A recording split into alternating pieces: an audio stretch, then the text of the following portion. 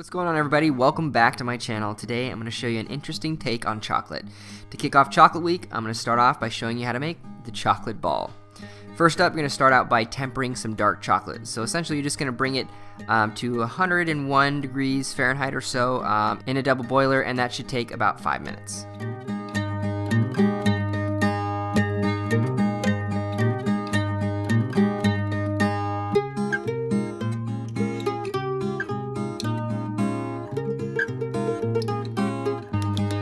Once the dark chocolate is thoroughly melted and up to temp, you're going to take it off the double boiler and add a few more dark chocolate chips to it just to cool the temperature down to around 89 to 90 degrees. This is where the chocolate is actually tempered properly, and it's going to cool and harden and get really shiny once it's out of the mold. I cover more about tempering on my website, byrontalbott.com, so check that out if you're interested. But once the dark chocolate is tempered, you're going to pour it into your mold about a quarter of the way, just enough so you can thoroughly coat the mold. And then once you do that, you're going to cap it off, coat the mold, and then you're going to put it in the refrigerator for about a half an hour until it completely sets up.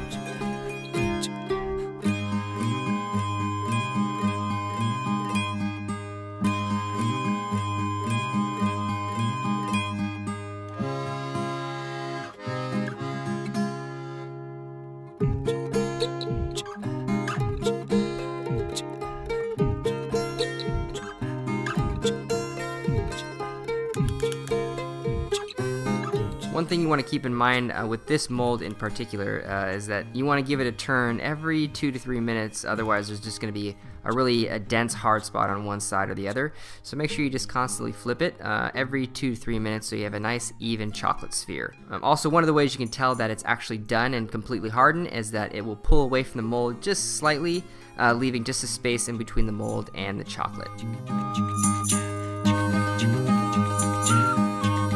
One thing I'm going to do here that you don't necessarily have to do is I just get a little hot spatula and run it around the center of the sphere to take away that seam.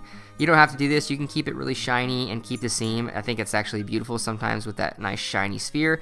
But me personally, I like that smoke and mirrors effect, and just taking away that seam in the middle and kind of roughing it up a little, just it makes it look almost like a perfect ball of chocolate, almost like a big giant truffle. But that's sort of my take on it. And once that's done, all you're going to do is get a hot plate or a hot little Pyrex container like I'm doing here, heat it up in some water, wipe it off with a towel, and then you're just going to melt the bottom of the actual chocolate sphere, and that's going to create the cavity for you to be able to fill it with whatever you want.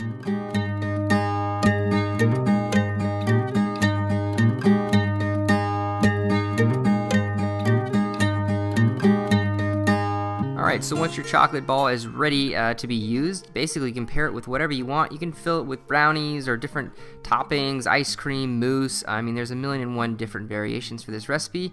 The whole inspiration behind this recipe for me was really a traditional sundae done a little differently, obviously. I love the idea of the caramel, vanilla ice cream, strawberries. You can do bananas. I put some peanuts on there, and essentially it just melts the chocolate around the caramel and the caramel around the chocolate, and kind of makes this pool of delicious hot fudge and really, really good caramel around the ice cream. And I think it's just a really cool twist on a traditional ice cream sundae that's waiting to be made by you.